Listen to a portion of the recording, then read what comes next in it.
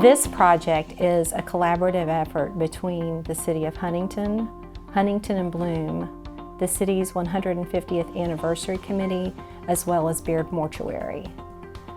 Lisa McComas of Beard Mortuary approached me in the spring of 2021 with an idea. She, in her role at Beard Mortuary, hosts a lot of military funerals, and she became aware of a banner program. We service a lot of veterans' families, and we have a lot of veteran funerals. So I wanted to do something to honor these veterans in the local area. And I'd heard of this project of the banners, and so I approached Lisa Riley in Huntington and asked her thoughts about it, and she and I took off running with this project. I have a soft spot for veterans and their families in my heart, having several family members who are veterans. But when I think about the 150-year history of the City of Huntington, I think about generation after generation of Huntingtonians who have stepped up to answer the call of duty for our country, and that is very meaningful, and I think it's important that we remember that, generations present and past, and so it was really an honor for me to be a part of that project and honoring the history of, and that aspect of the history of the city. Jessica Pressman called me one afternoon, and she said, "Are there any black veterans in Huntington?" And I said, "Oh, sure there are." She told me about the banner project, and I thought, no, yeah, we want to be a part of this. So I called David Harris. David belongs to Full Gospel Assembly Church, and every year they do a program for veterans. So I called David and I said, "David, can you come and talk to me?" And he brought me the list of the veterans. So then I started calling and collecting pictures and having the release form signed.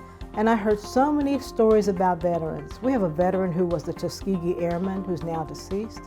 We had veterans who went to the service so that they could eat. There were so many people in the family and they didn't have, everybody couldn't eat, and so I heard lots of stories. I'm happy they shared them with me. The response has been amazing and heartwarming. Of course, veterans are a humble bunch, but they have been so appreciative of the city's effort to recognize their service. And also, many of the veterans who will be featured on the banners are no longer with us. They've passed away. And I think their families have enjoyed the time that they took to go back and look at old pictures and pick just the perfect picture for the banner. And it makes them feel good to know that even though their loved one may not be here anymore, their community is still honoring that service. It's very meaningful, and I think it's going to be very emotional to be able to walk downtown and see all these banners flying. Well, it touches all our hearts. Think now, we're in our 150th anniversary. How many of us haven't walked through an airport, seen those in the military coming back in uniform? We walk up and say, "Thank you for your service." Imagine for 150 years.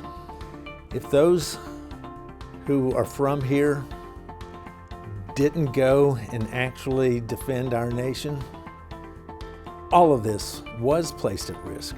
My name is Shannon Harshbarger. I was in the United States Air Force for 6 years, 4 years active, 2 years reserve, and I attained the rank of E4 Sergeant. I grew up in Huntington, went to school here, graduated from Huntington East, class of 63, Marshall, class of 74. I worked at Marshall, retired from Marshall, and I'm truly honored and humbled to be chosen to be part of this project. Never did I think that a kid from the 1800 block of 7th Avenue living by the railroad tracks would get to be honored by this, and I'm very, very pleased and very humbled. All the pictures that were submitted had a story to tell, and many people, many loved ones of these veterans took the time to write those out. And I want people to know that not every one of them was able to be on the banner because of the quality of the photo, but I was able to look at every single photo and read every single story that was submitted, and it was very meaningful. So to those who submitted, you were seen and heard, and that legacy will live on. And we're really happy, proud even to do that. Think of my dad. He wasn't even 18 years old.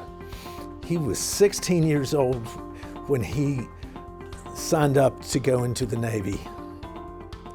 His mother ended up signing to let him go in. I'm proud, so unbelievably proud.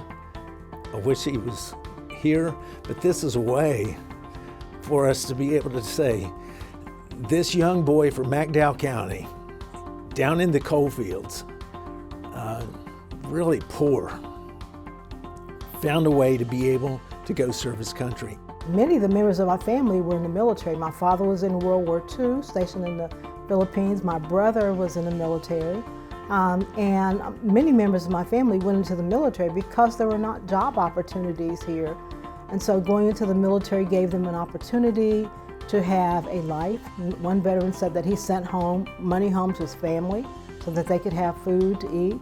One guy said that he sent home to his family and they saved his money and he was able to buy a house when he got out of the military. So I think for African American people, the military was a blessing in disguise. Many of them were not drafted. They actually volunteered to go into the military to have a life. Service is service. All of us served. When all of us had our right hand up, we were basically giving our nation a blank check that could have included our life. Many people did include their lives. I've lost close friends. I wanted to honor the veterans past and present, men and women. That was real important to me. I felt like we needed to say thank you and God bless you for your service for our country. For all of us who have our loved one on a banner, they're with us right now. As that wind comes by and whips that banner a little bit, I see that as his spirit still being alive in my brother's life, in my life, in the lives of my nephews. Don Williams lives. I'm with the American Legion. I'm a post commander of the American Legion Post 16 here in Huntington. I'm Americanism chairman for the state of West Virginia for the entire state.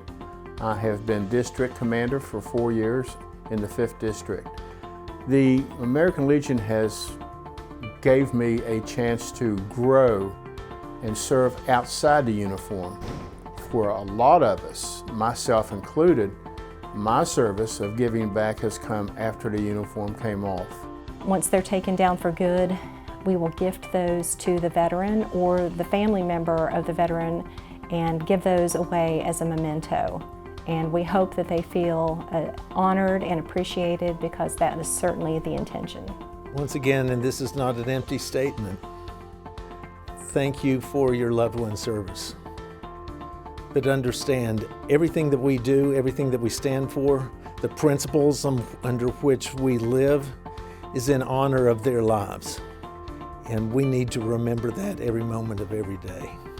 To all my veterans, the men and women who've served, I would simply tell them, thank you for your service and welcome home.